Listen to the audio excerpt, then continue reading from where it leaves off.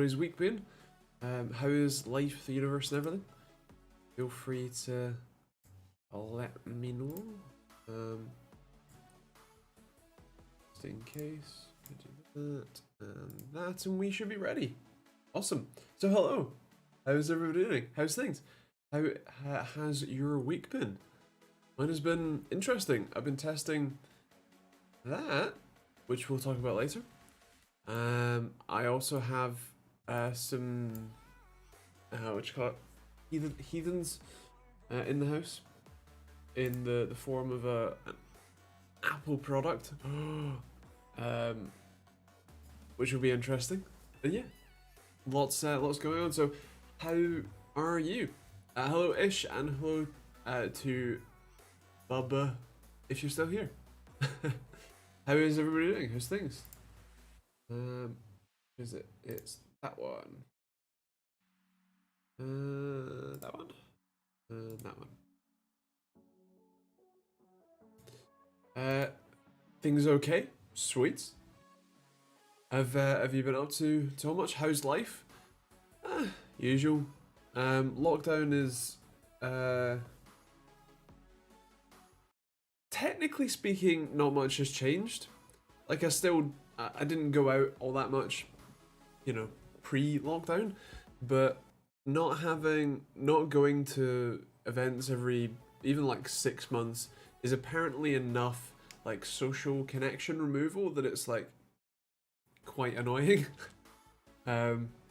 So that's the kind of a thing, and you know, not being able to go out and do regular leisure activities that I would maybe otherwise do is a bit frustrating, but otherwise, yeah, doing all right. Hello, Gavin. How you doing?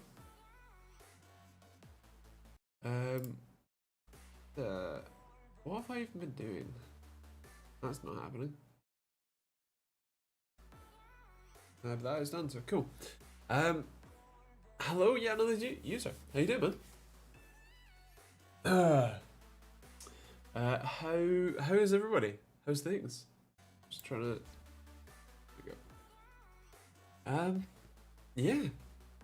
So what I've been testing today is is the side panel off that PC in the background. Yes, there's almost always a side panel off a PC in the background, as I am lazy is probably the best answer. But that is a Threadripper Pro, which a viewer sent over for me to both review and to Hackintosh for him. So I will be doing that. But he also sent the M1 Mac Mini. And I'm not really an Apple guy, as you probably know, but when presented with the opportunity of being given a still sealed, you know, Mac Mini, M1 Mac Mini for me to play with and test and do whatever I want, I don't generally say no. So I have a Mac Mini currently. So yeah. Hello, Essentialist. How you doing, man? Hello, Harry. How you doing, man? Been a while. Haven't seen you.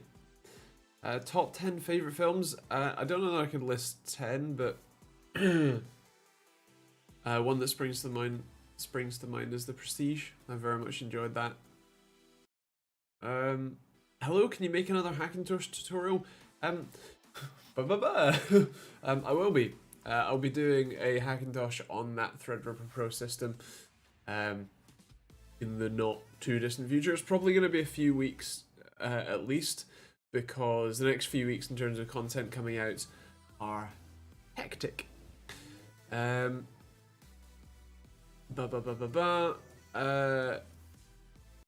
3060 with a 1500H or 3070 with a 4900H. Ooh. I didn't know that they were doing the 3070 with the 1400H. Is that a typo, or is that yeah? Let me know. Nice one, Harry. Hello, Hornets. How you doing, man? How's life going? Okay. Got lots of stuff into checkout. Things are pretty busy, but still having fun. So you want a Hackintosh tutorial with NVIDIA. The problem with that is that NVIDIA graphics cards pretty much aren't supported. You have to run a couple generation old, what you call it, macOS version for that to work. And while you can do that, you also can't do it with any card that's newer than like 10 series. And ideally you want a 9 series card, like 900, like 980 or something like that, instead. And yeah, that's like, you can for sure, it is possible to have an NVIDIA Hackintosh, but it's not recommended. We'll be using Clover or OpenCore. OpenCore, because the last time I checked, Clover didn't have any recent AMD patches, let alone patches to support Threadripper, like 3rd gen Threadripper Pro.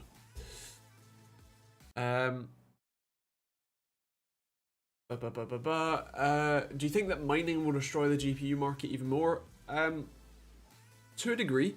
The crazy thing is that with this build, the little blue speck that you can just see the tip of my thumb there, that is was it Radeon Pro WX 3200 or something? It's a low profile, PCIe only powered card. That's basically just 4 mini DisplayPort outputs, and that's about it.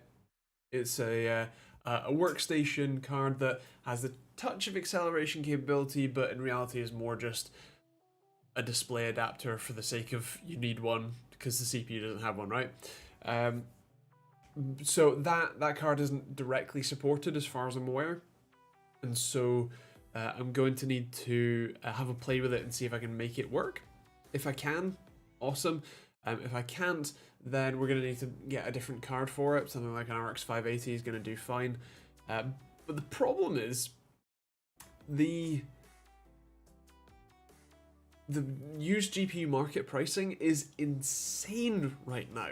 Like, the cheapest RX 580 I could find that was on like Buy It Now on eBay was like £230 used. Buying them new, bearing in mind this is a card that was sold as new at £200, are being sold for £400 new. Like, what? Why? The answer, of course, is mining, because they are ridiculously efficient at mining, and so still having 100 of them in room essentially is still a very profitable venture. And the fact that the price of Bitcoin is so high, yeah, like, it's gonna be a problem.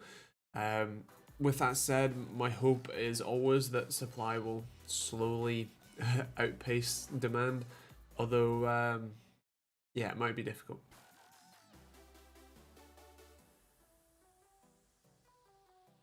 I installed a 3600 and it was unstable with the CMOS battery, so it could be the battery or the CPU. So a CMOS battery is just a standard like 32 was it 2032, something like that. It's just a standard watch battery. They're super cheap, you can buy them from like any supermarket. So if that is a concern, definitely go replace it and find out. In reality, it's like, I haven't ever had a CMOS battery die on me enough for that to be a problem. Is it CR 2032? Because 20 is the diameter, is 2 centimeters or whatever, and 32 is 3.2 volts. Anyway, one of those. William, so it's not a typo. In that case, hypothetically, the 3070 laptop should be faster. My only concern would be that the storage capacity and the CPU would technically be a slightly limiting factor. So I'm edging towards the new one, like the 1500H with the terabyte of storage. I think that would probably be fine. Yeah. Hello Simon, how you doing, man? Hello Luca. Hello. I'm gonna call you Nath. Hi. Also, hi F7. Um. Ba ba ba ba ba. Tim, can you explain why Handbrake isn't encoding with a constant FPS from between 70 to 180 with stable CPU speed? The long story short there is that video compression isn't a constant rate task.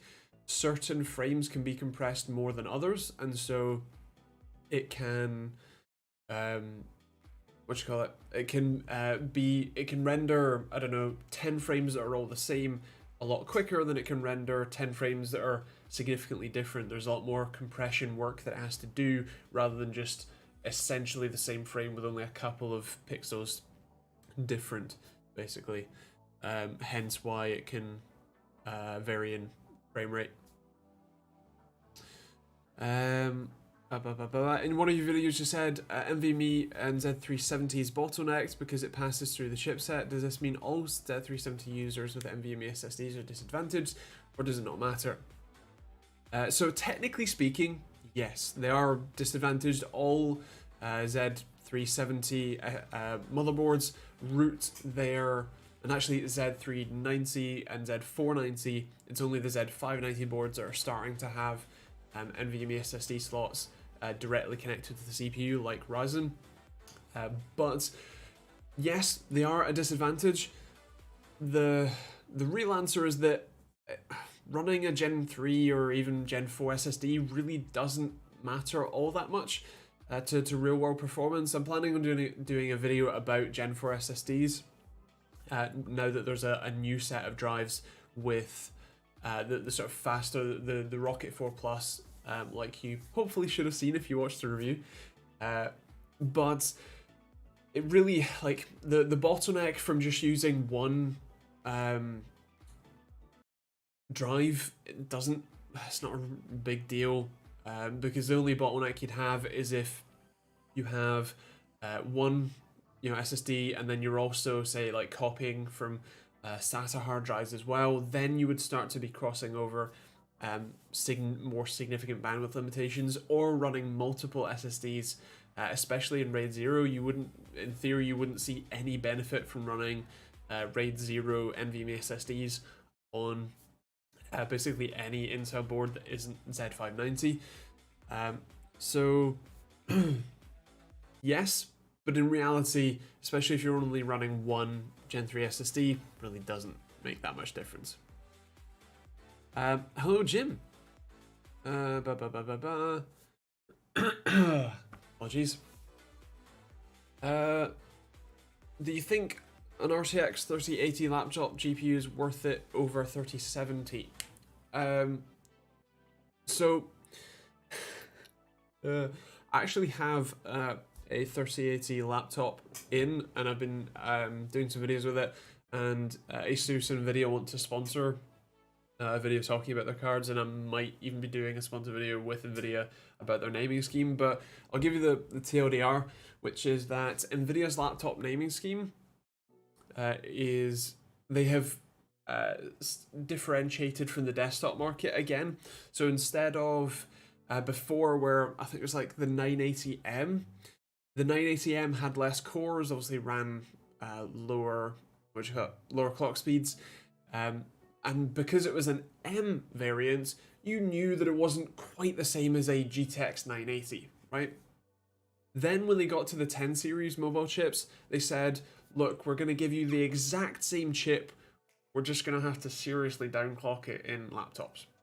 And okay, at least it's the same chip. You don't quite get the same performance, but fair enough. Same thing with the 20 series cards. A 2060 laptop chip has the same CUDA cores as a 2060 desktop card. This time, a 3080 laptop chip does not have the same amount of CUDA cores as a 3080 desktop, but they're named the same thing. And the other thing is that as of this very moment, Nvidia aren't actually requiring their laptop manufacturers, the people who are using their GPUs, to list any of the specifications for those chips, specifically the TDP. The reason I'm going through all this background, I suppose, is because the answer to your question is you can configure an RTX 3070 laptop with good enough cooling to feverishly outperform an RTX 3080 laptop with everything else constant. So what really matters is what the rated TDP for those chips are.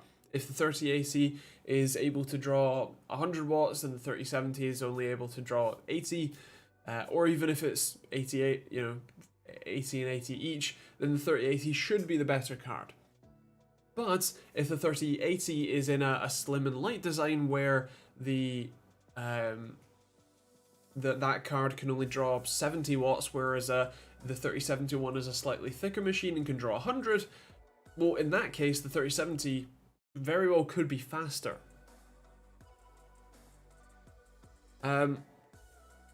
The stream... there's a keyframe error, apparently. I think this is because when I changed all my settings for... changed my settings when I rebuilt my PC or reinstalled Windows, it crapped out. So apologies. I will sort that for next week. Also, hello Joe. How you doing, man? Yeah, 3080 Mobile is GA104, which is the same as the 3060 Ti and 3070s. I think the standard 3060 as well. I could be wrong. But yeah. So Joe, that is a Threadripper Pro system from Lenovo. So technically speaking, yes, it is kind of an old timer case, although it is actually kind of nice.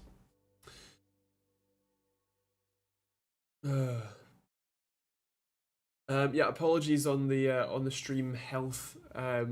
It's well, in theory, it's been like this since I rebuilt my PC with a couple of like for the last couple of weeks. So I'm not sure if it's YouTube specifically, but yeah. What's tomorrow's video? Tomorrow's video is actually one on the laptop. It's actually a video about the CPU, the Ryzen 5900HX, which is a remarkable chip. Like, seriously. Yeah. Crazy thing. And I'm comparing it to the last gen. It's the 4800H is what I've got access to currently, as well as some old results from a 3700X and a simulated 5800X as well. Hello, Nick. How you doing, man? Thanks for popping in. No worries, you don't have any questions. Feel free to just hang about if you fancy. When do you think PC part prices will drop back to a reasonable level? The answer is supply and demand. So when either supply increases or demand decreases, that is when you get lower pricing. Right now it's the other way around. Supply is nil point and demand is through the roof. So yeah. If memory modules are the same speed, same cache latency, same manufacturer but different memory amounts, will that have any efficacy? So there isn't it's not a big deal. If they're all the same rating, then you should still be able to enable XMP and run it okay. The only thing that I would just make sure you do is run them in separate channels, which is normally overlapping as opposed to side by side. So as long as they're overlapping, they should be in their own channel, and that should be okay. You may technically run into stability issues kind of later down the line, but generally speaking, it should be fine. I ran mixed memory configurations for a little bit a while ago, but yeah. Thanks for joining us yet another user. Thanks for popping in for as long as you can. And what PSU should I choose for a 3080? You definitely want the 750, if not an 850. The power spikes on those things are insane. And hello, Phil. How you doing, man? Can you explain how the simulated CPU cores work? So when I say simulated, what I mean is that I have a Ryzen 9 5900X, and I disabled 4 cores. So it's the same architecture chip, it's the same sort of clock speed that it'd be running, and it's running 8 of its 12 cores. I disabled 2 per CCX to match it up. But it's basically because I don't have access to a 5800X, and but I still want to provide results that are at least close to what that chip would perform like. It's a practice that has been done plenty before, especially when people were kind of anticipating lower core variants, especially of the earlier Ryzen chips, and disabling cores and stuff like that to see how those would roughly perform, and generally speaking they turned out pretty right. So yeah, I do present it as a 5900X with 8 cores and 16 threads, rather than listing it as a 5800X or anything like that. Hello Mark, how you doing, man? Hi, I get 30-40 degree idle temps, but in games like Warzone my temps are like 65 to 70 and rarely rise to 79. Is that okay? Yes, anything under 80 to 100 is generally fine. I think my GPU tends to run at 86 degrees while gaming in a game like COD. Well, I want to say like COD, actually COD. So yes, that's fine. I got an email saying the CPU is incoming shortly. Nice. Awesome. Might finally be able to review the boards. Well, that will be interesting. I technically haven't seen a proper launch. Like, I haven't had any briefings for the Intel chips. Although I'm not entirely sure that I will get one, but hypothetically, if I were to get one, I would have a good understanding of what chips are coming out, but I haven't had one, so I'm afraid. I'm afraid I can't tell you. And for the 3070, what was the start of that and? Opinion on the KF console? It looks like a fun meme. I imagine that's not a thing that I would buy. Oh, the PSG wattage for 3070. So that one, I would still probably go 750 because again the power spikes on them are insane. I had an 850 watt power supply kick off when I had 3080 in, so it can still trip it.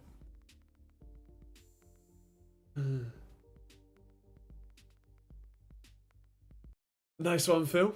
I have an M1 Mac Mini in. I haven't opened it yet. I'm gonna be filming me opening the box mostly as a comedy skit. So we'll see, and then I'm gonna be testing that over the next week or so. So yeah. Joe, you going pale? Have I? Well, yeah, the light's pretty bright. Oh no, I didn't buy one. The same guy who sent me the Threadripper Pro system also sent that along because the reason he sent me that is to Hackintosh it, and he also bought an M1 Mac to use, but then decided that he'd rather Hackintosh that, and then he'd rather wait, and so yeah, I now have both. So for every game I should be alright if my CPU and GPU are both under 80. Yes, definitely. What combo would you make as your main gaming rig? Oh right, okay, you've got some options. Cool. So a 3900s and an X570 board, Z590 and 1000K both running at 3080. So in that case, the 3900, I assume 3900X, that would be good. You could save a bit of money and go with a B550 board instead of X570, unless you're looking specifically at a bundle somewhere. But yeah. Phil, no, not really. Apple themselves? I just to make it clear, they're going back to him, like both of the things. I'm just loading them to build him a Hackintosh and to test stuff. I got all of it already. Oh, okay. In that case, so if you mean if that is the 3900 non-X, I would probably use the 10900K for now. Although the 3900 does have the advantage of being able to upgrade to a like 15900X, which is a fairly significantly faster chip, which is nice. Technically speaking, the 11900K that's coming out should work in your Z490 board, but in that, yeah. Oh, it is the 3900X. In that case, I would probably run that myself, considering that is the chip that I currently have. Although I will soon be upgrading to a 1500X whenever it arrives. I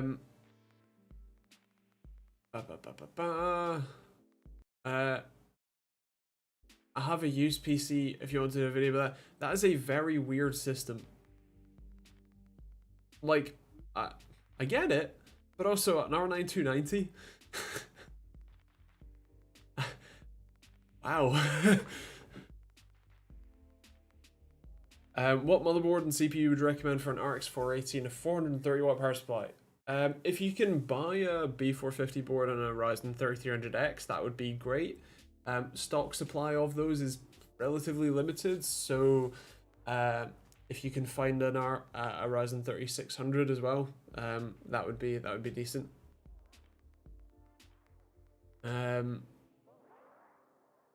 Joe, mine was too. My hard drives are finally in the UK and will be coming on Monday, so I can do my Mad Hatter NAS build, which is going to be a 24-core Threadripper because of course it is.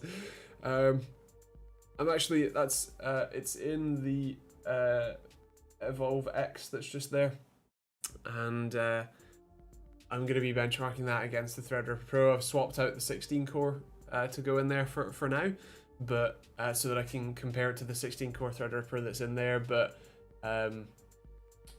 otherwise, yeah, my NAS is going to be a 24-core 2nd gen Threadripper, 6 WD 10 terabyte Gold drives, and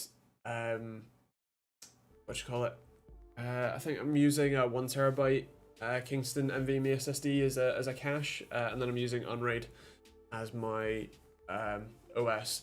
The reason that I'm using a 24-core Threadripper is not because I can. I mean, kind of is, but the reason for it is that I'm also going to do I'm going to be splitting most of those cores out to a virtual machine so that it can also be my rendering station. So when I want to edit off of the NAS, which is why I'm using both a load of drives and using an NVMe SSD as a cache, and 10 gig Ethernet as well connected.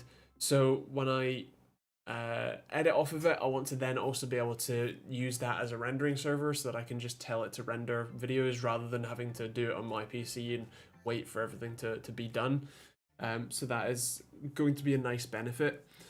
And also, it's the only case that supports the drives that I need, and otherwise it would just be sitting around, so why not, right? Any secret tips on where to get VGAs? Overclocker's 3D printer section is empty. Ouch, that's expensive. I mean, it is a 1600 XT, but still expensive. Yeah, Luca, you bought a graphics card at MSRP today somehow. Did you actually reveal the location of where? Won't scrubbing be affected over the network? So with both 10 gig and NVMe cache, it should be fine. If it's not, I can still continue to edit the files on my system and then immediately just copy everything over as soon as I'm done with the project, and render it there. But as far as I'm aware, that shouldn't be a problem, especially with 10 gig. The throughput that has is faster than, you know, SATA storage, and rendering or like scrubbing around on a SATA SSD is fine. So I hope it will be all right. Scan had a restock of some 30 series cards today. Fair, decent. Marco, every time I play games, my whole system completely freezes after 20 to 40 minutes. So the first thing that I would check is check what temperatures your CPU and graphics card are running at. You can download a program like Hardware Info, HW Info, or Hardware Monitor, HW Monitor, or I think even Core Temp, and check that out. If you can have it up while gaming, that would be very beneficial. Or even if you Alt Tab. Temps are fine. I installed a new cooler. Okay, fair. Then in that case, there is a very wide range of issues it could be. You can try running memtest, which is something you write to a USB stick, boot from, and effectively test your memory for you. You can check your storage. Okay, then in that case, I am kind of all out of options. When you say downloaded new drivers, have you tried using DDU to wipe all the old drivers and then install a new one? And yes, if you want this this banging t-shirt I designed in Blender, that's the word. Then yeah, you can check out it's TechteamGB.co.uk/merch, and it should be in the description. No, what's it called? It's called DDU, Delta Delta Uniform. It's a tool that wipes the drivers clean, like full clean, and then you can install fresh to make sure that you're actually fresh installing drivers.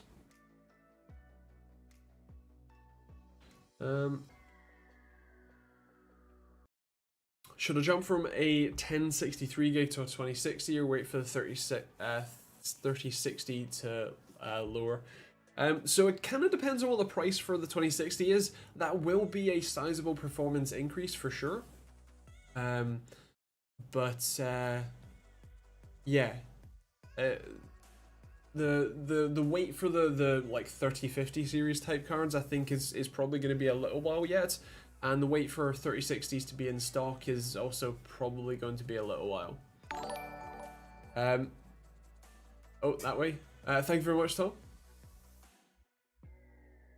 God, 8 months. Christ, it's been a while. Well, thank you. Can you undervolt modern GPUs? Yes. Especially on the AMD side, I believe they tend to respond pretty well with that. And I think you can even do that automatically in AMD's driver now.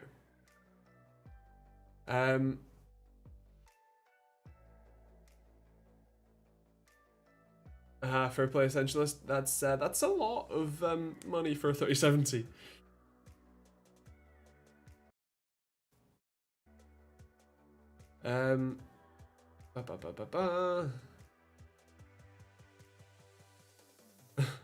Nice and basic, simple setup for your NAS SE. Yes, indeed. Yes, indeed. How about a drop for a 1660 Ti to tide you in? Yeah, that's probably fair. Again, it kind of depends on the price. From what I've seen out and about in the market, pricing is very whack. So I think it depends more on what you can find at reasonable prices. I've got 3 fans in my PC, 2 top exhaust, 1 exhaust back, but my CPU and GPU temps have been great, never exceeded 80. So is it okay? Yes, that's fine.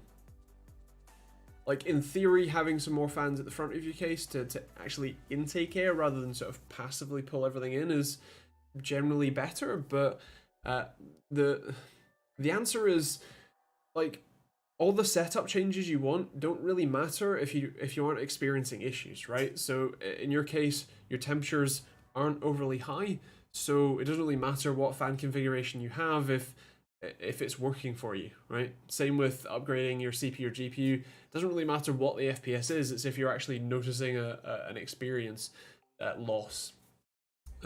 So yeah. Could you explain RAID 0 and RAID 1? Could you explain RAID Shadow Legends? No. Could you explain RAID 0 and RAID 1?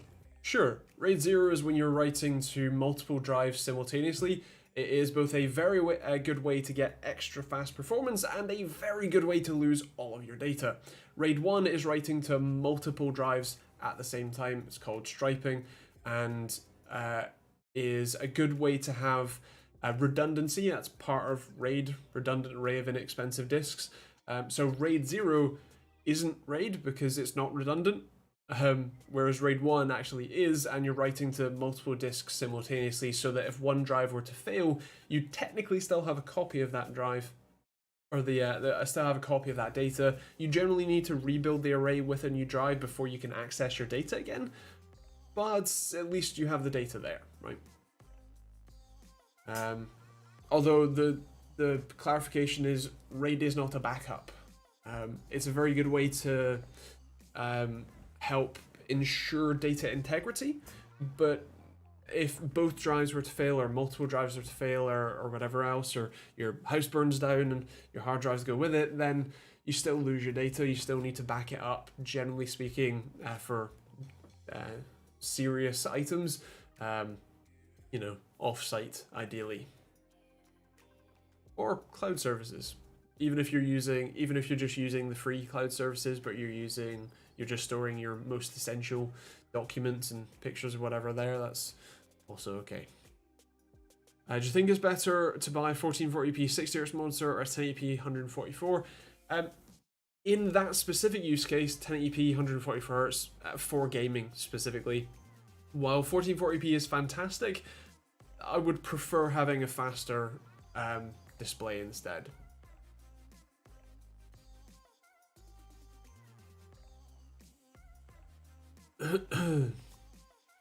Ish, I was generally meaning, like, I think it depends on the implementation of the RAID, but if what you call it, come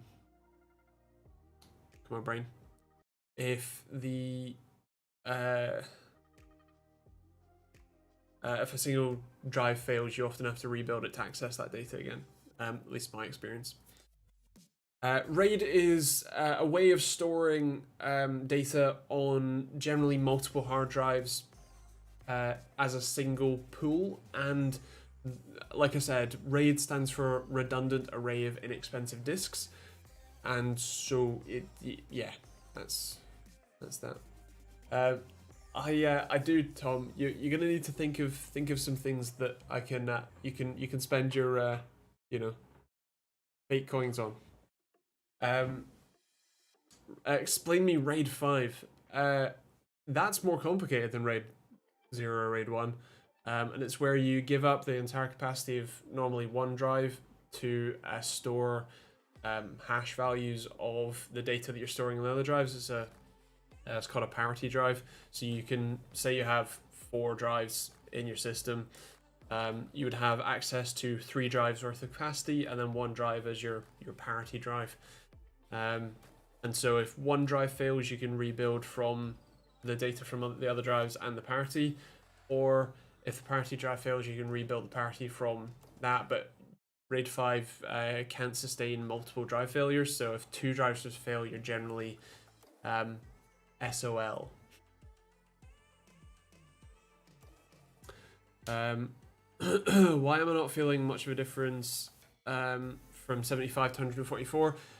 So yeah, the answer is, are you getting 144 FPS in your games? If you're not, then you won't feel any difference because you're not drawing those enough frames to see that difference, right? PC stuck in a reboot loop. What do I do? I've tried a lot of things. The short answer is, so actually the first question is, does it have one of the debug displays, one of the little 7-second things that show you, you know, two characters, 2 letters or numbers? If so, does it get to a point? Does it show a number and then reboots, or is it just like cycling, shutting down, cycling, shutting down?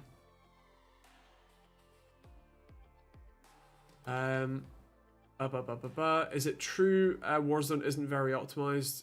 So Warzone is actually remarkably optimized. It's not the fastest or the most sort of easy or lightweight application. Games like Fortnite and CSGO are much more, and Valorant are much more lightweight.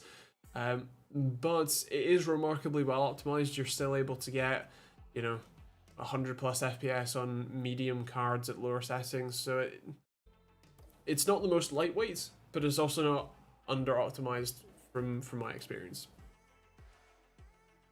Got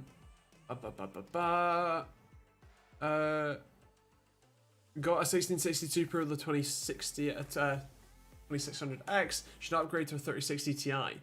You will see a very big performance improvement with 3060 Ti for sure. So if you can find one, I don't see why not. Kind of depends what your experience with your 1660 Super is at the moment.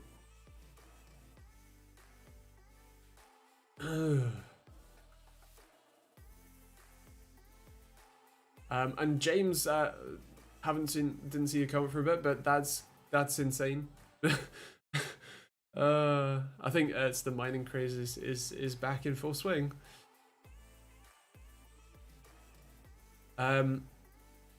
Tamper White, no worries. There are no stupid questions here, just funny ones. So RAID is generally used in server storage. So for example, if you have a NAS, network attached storage, generally speaking, you're going to be using some form of RAID to store your data on that. So when I build my NAS in that case, I'm using 6 drives, but I'm only going to have access to 4 drives worth of capacity, because 2 of them are going to be parity drives, which means that I can have up to 2 drives fail simultaneously and I won't lose any data. Again, you should still be backing up that data separately, but it's a very good way of ensuring you don't lose any data. It's kind of not, it's not necessarily normal to see RAID in you know, standard desktop computers, because most of the data that you store on those is like you're normally meant to back up your precious documents and photos and videos and whatever else, you know, elsewhere, like on an NAS or a cloud service. So losing your games drive doesn't really matter, because you can just download all the games again. But it's generally for that more crucial data storage. You have an ASRock Steel Legend B550 board and 3600 MHz running at 2133. You can't change it. What do you mean by you can't change it? As in you can't enable XMP or DOCP profiles, or it just won't let you? What CPU are you using with it? Zofax, I am indeed. Yes, that is me. Is a GTX 1070 used for 250 euros worth it? Because I'm trying to upgrade my GPU, but in my country there's no stock on GPUs. That's definitely high, but for the current market, I'm not sure that you'll get much better right now. I was planning on waiting for the scalping to end. Good point.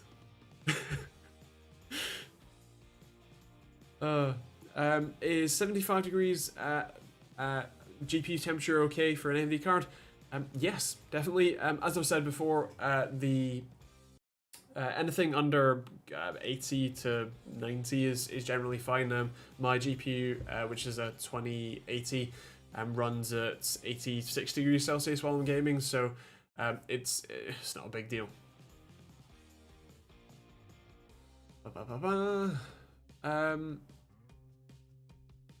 Goes to the ASRock startup screen, lets me press F12 to open PC menu to change fan speed and stuff, but after that shuts down 10 minutes later and starts again. So what you should be looking at there is the BIOS. Does it detect, if you go to the boot tab, does it show you your hard drive or SSD that has, I assume, Windows installed on it? Does it show Windows Boot Manager or whatever your drive is called? Does it show that in the boot list? If it doesn't, then your drive isn't being detected by your PC, and that's why. Thank you very much. Thank you indeed. But yeah, that. Is $750 enough to build a mid-end PC? Like, yes, for sure. Right at this very second, it's pretty difficult to build a well-spec'd system for that kind of money, especially on the graphics card side of things. And so you can, for sure, and especially if you are planning on, getting, building your system now and then maybe upgrading parts later, that's going to be okay. And you can always sell on things like your GPU to upgrade it later on as well. But yeah, that's that. You're James Smith on YouTube. Ah, I see the connection now. Well, thank you very much.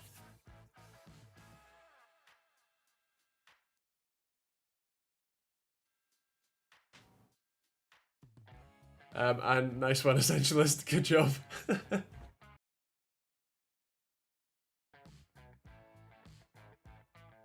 Define heavy video editing, Anish. Any suggestions on what best to replace my now dead HyperX Cloud 2s with? Contemplating Alpha S and Corsair HS70. What sort of price range is that? Is that the sort of like $70 range? Yeah. Should I wait for next gen AMD GPUs as they have 2 GPUs in one? So 2 GPUs in one is a thing that used to be a thing, like the R9 was it 295X2, the GTX 690s, those sorts of cards. That was a thing. The problem is that multi-GPU scaling doesn't really work in most games at the moment. Or when I say work, technically speaking, it does, but in practice, it's not implemented very well. Technically, DirectX 12 has multi-GPU support integrated into the API, and so it's a bit easier, but that's not really built into games. It's an optional thing that developers can optimize for, and they, as far as I'm aware, they currently don't. So as it stands in the gaming world, multi-GPU is kind of dead. I thought the PC would pick it up as one PC. I haven't seen any rumors suggesting AMD is doing multiple graphics cores in a card, whatever.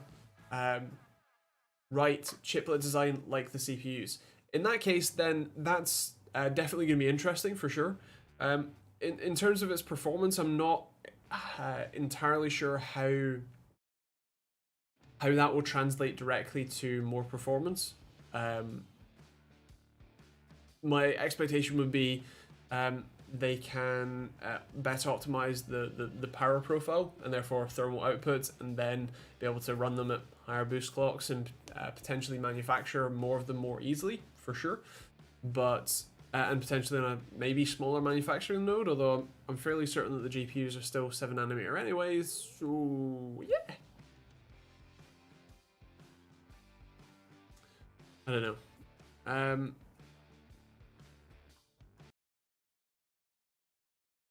Fair play, Mark. The 16900 XT that I tested only had 2 two 8 pins. So hypothetically, maximum power draw is 375 watts.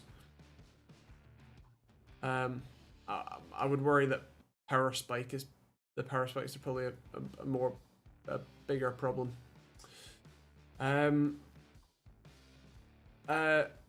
Anish, so the CPU tends to do more heavy lifting anyway.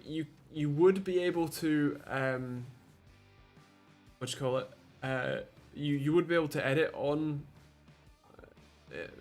was it Intel XE graphics, and you'll have some acceleration power available for sure. Would it be better than having a dedicated NVIDIA or AMD GPU? No, probably not. But if you're talking about a relatively low power, like one of the Intel Evo chips in like laptops, then sure, it's probably not too bad.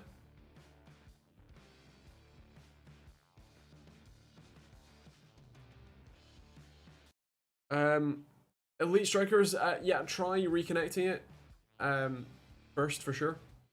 And if you have any other systems around or any other drives, then you can, just you can try plugging them in and see if they are detected as well. Is this Cyberpower PC decent? It's certainly not bad. Would depend on the price for sure, but it's a decent, like, I would guess £700-800 rig at current pricing. Question on the power pins: does it matter if the GPU has 2 6 pins or 8 pins for how many actual cables run to the modular power supply? Like if the card has 2 8 pins, would it be better? So it kind of depends on your power supply. Some of them daisy chain, so you only need to run one cable from the power supply for either 6 or 8. But the thing about power supplies is that you can just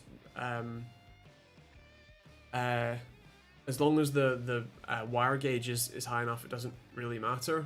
And also the thing about wire gauge is that it's I guess deceptive. You don't generally need all that thick a wire to handle a fair bit of power. And bear in mind that the PCI power connectors, especially if you're running 8 pins, obviously 4 power, 4 ground, but that's 4 separate wires to split out that 150 watts. So I can't do mental maths, but whatever 150 divided by 4 is, that's roughly the load on each wire, and it's relatively thick gauge wire for most power supplies, so it's fine.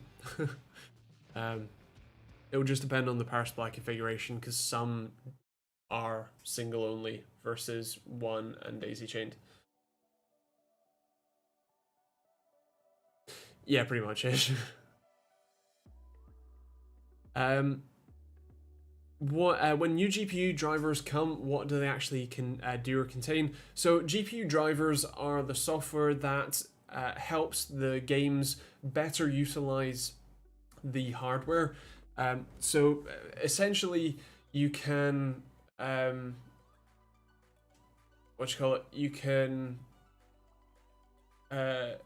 you could theoretically, hypothetically run without a driver, without any driver optimizations, but having those driver optimizations means that the game can better use the functionality of your graphics card and basically get more performance. Driver updates can allow for new features as well. So for example, the driver update that came, what was probably like 6 months ago now, jeez, it's been so long, enabled NVIDIA Reflex in some games, so you need to be running a new enough version of the driver for those that feature to be enabled, even if it's technically supported by your graphics card and by the game itself. If you don't have the driver in the middle, it flat out won't work. That is generally what comes in new driver packages. It's game not optimizations to help games better use your graphics cards, and things like new features as well. Anish, it's been like 10 seconds since you asked the first question, man. Chill. So your question was 11th gen. So is that like with an MX350, that's like, are you talking about an old MacBook? Because otherwise I don't understand why you'd have, but I don't understand what these systems are. Like, from that comparison, I assume that the Iris graphics will probably do a okay job, but it's a Dell laptop, like the XPS range or something like that. The MX350, like, isn't that a really old, like, was it Nvidia graphics? Inspiron. Okay, fair. I'm very confused. Hypothetically, the dedicated graphics card would probably do a better job, but I'm honestly very confused at what that graphics card would be. So I can't tell you. Alienware is owned by Dell, definitely.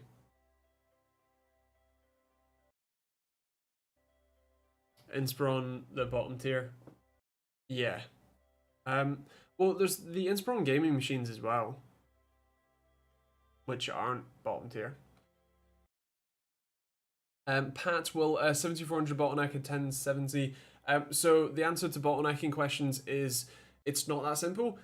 Yes, if you had a 7700K instead, would you get more performance out of the 1070? For sure. But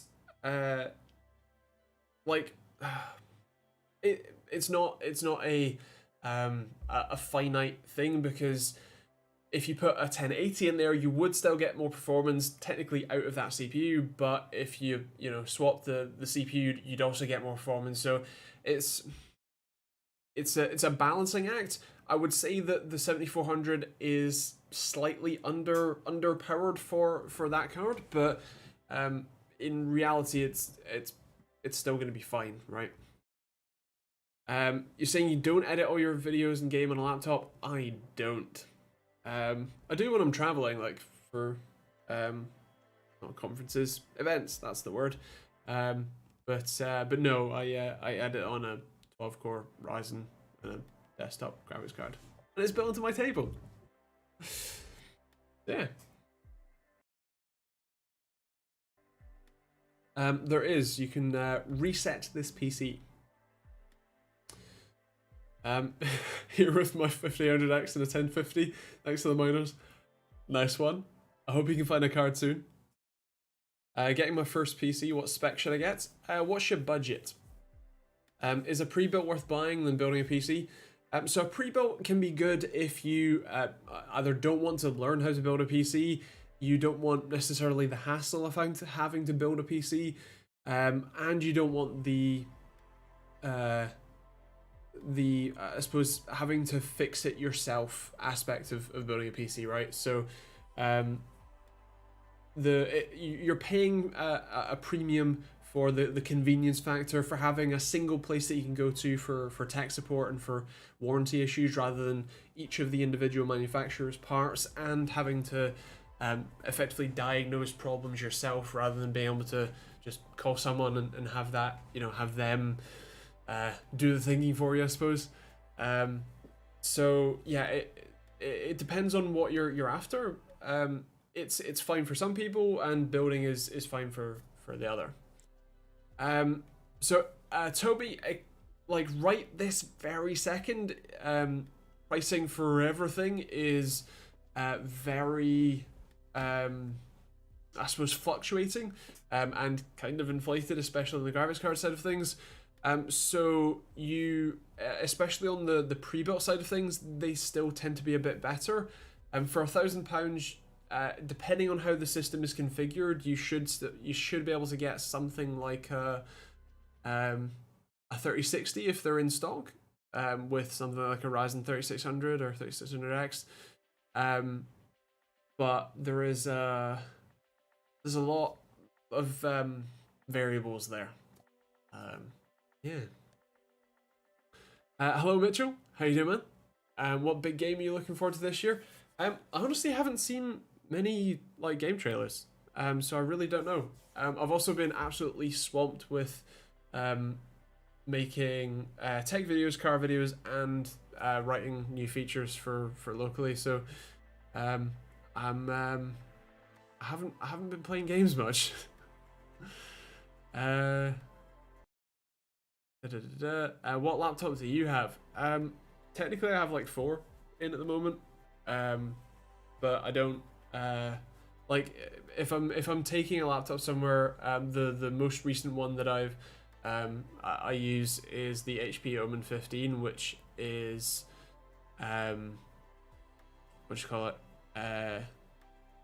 Ryzen 4800H and an RTX 2060. I'm not entirely sure what sort of pricing that would be with you. So, yeah, not sure. I'm also getting my first PC. Nice. So for $800, again, it can vary. The Ryzen 3600X or 3600 is a generally good place to start for the CPU at that sort of budget, and a B450 motherboard. And then basically it's whatever graphics card you can find right now. That's kind of the problem, or the availability problem right this second. But yeah, that sort of budget, a sort of RX 5600 XT or 1660, 1660 Ti, maybe 2060, or hypothetically, if it was in stock, a 3060, might just be in your purview there. A non-gaming laptop, $900. So the problem is that you want a video editing machine, and generally the only laptops that are spec'd well enough to do video editing are gaming laptops or the ultra high-end creator ones. So something like an Acer Nitro 5 with a Ryzen CPU should be in that sort of price range, and that will do you very well, I think. Do you build PCs for a living? I review PCs and PC components for a living, so technically yes. In practice, I don't build PCs to like sell them or anything. In fact, the vast majority of PCs I've ever built have then been almost immediately torn back apart again to use those parts again somewhere else or whatever. So technically yes. In practice, not quite. For a new build boot screen, monitor into GPU or MOBO socket. Your monitor, your display cable should be connected to your graphics card, specifically because the 5600X doesn't have any integrated graphics, and so plugging it into your motherboard won't do anything.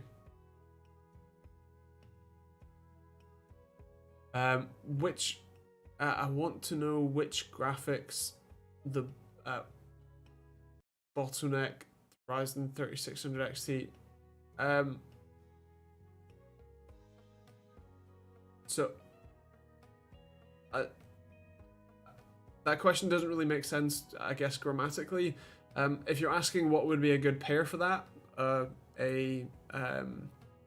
you call it, a 3060 kind of card would be a very good pair if you can find one, or a 3060 Ti, or maybe even pushing a 3070. No worries, Pat. Actually, with that said, these streams normally last for an hour, and that's the hour. So I do these every Thursday night at 8 PM UK time. So if you have any more questions, feel free to pop back next week. And of course, if you aren't, feel free to subscribe. There's also a load of links in the description of the stream or in all of the videos for ways to support me in making these videos and streams. So if you want to check them out, feel free. There's Patreon, that kind of cool stuff, merch for hoodies or t-shirts like this one. Also Amazon and Overclock UK affiliate links. So if you're planning on buying from those places, thanks very much. Otherwise, thanks for watching. We'll see you all next week. Stay safe and have fun.